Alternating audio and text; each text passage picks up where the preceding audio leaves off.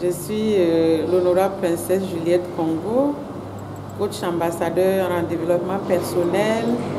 Et je suis également promotrice d'un musée privé qui est dans la commune de Zignaré, dans la région du Plateau central.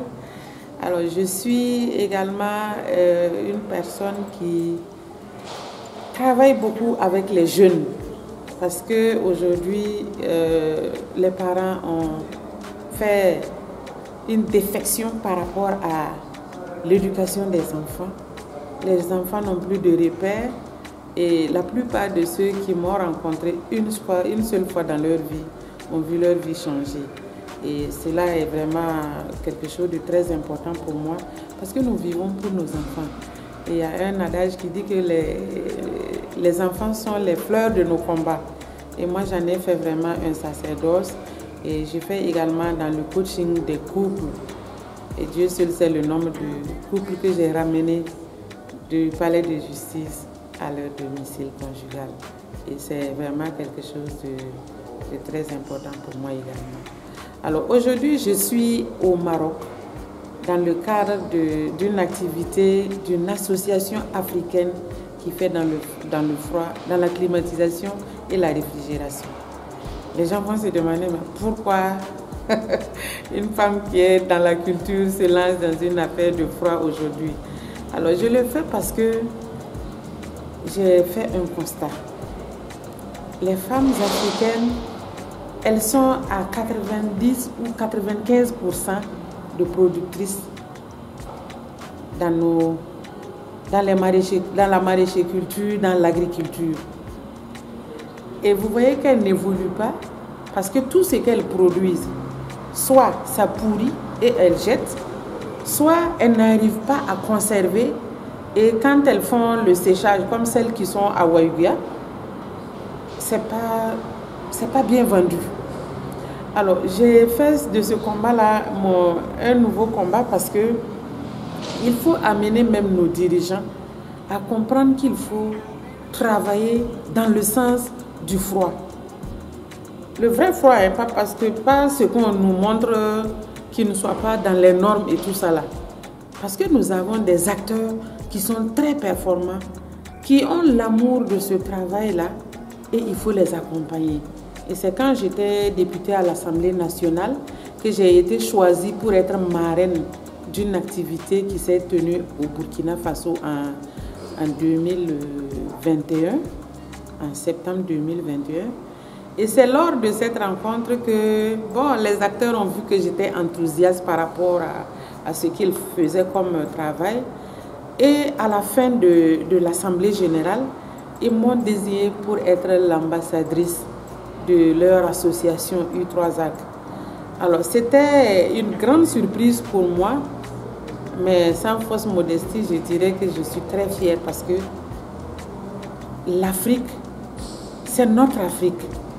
Personne ne va défendre ce continent à part nous-mêmes.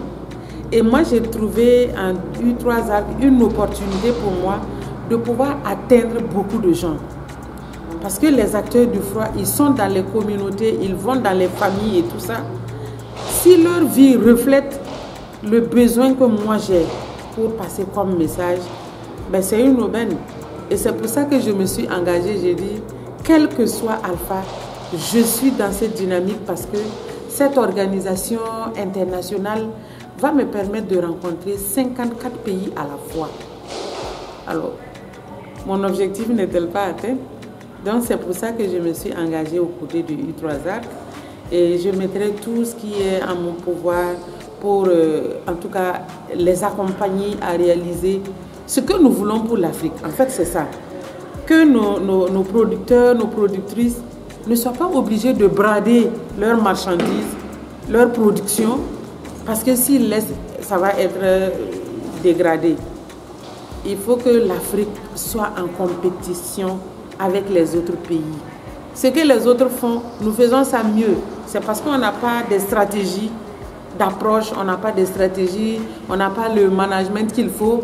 Mais avec cette organisation et tout ce qu'on va faire comme formation ensemble, ça va permettre aux gens de comprendre leurs valeurs intrinsèques et pourquoi ils doivent continuer à faire cette lutte-là pour atteindre l'objectif qu'ils se sont fixés.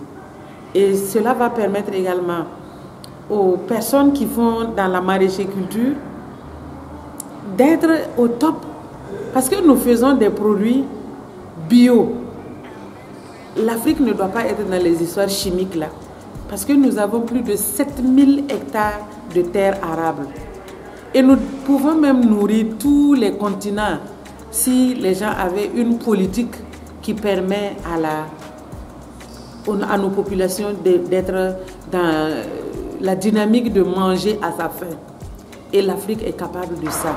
Il suffit seulement d'une volonté politique. Et c'est pour ça que lors de mon discours, j'ai demandé aux acteurs du froid d'être un peu scotchés à la politique. Parce que quand l'accompagnement des politiques, on ne peut pas réussir quelque chose. Parce que toutes les grandes décisions viennent des politiques.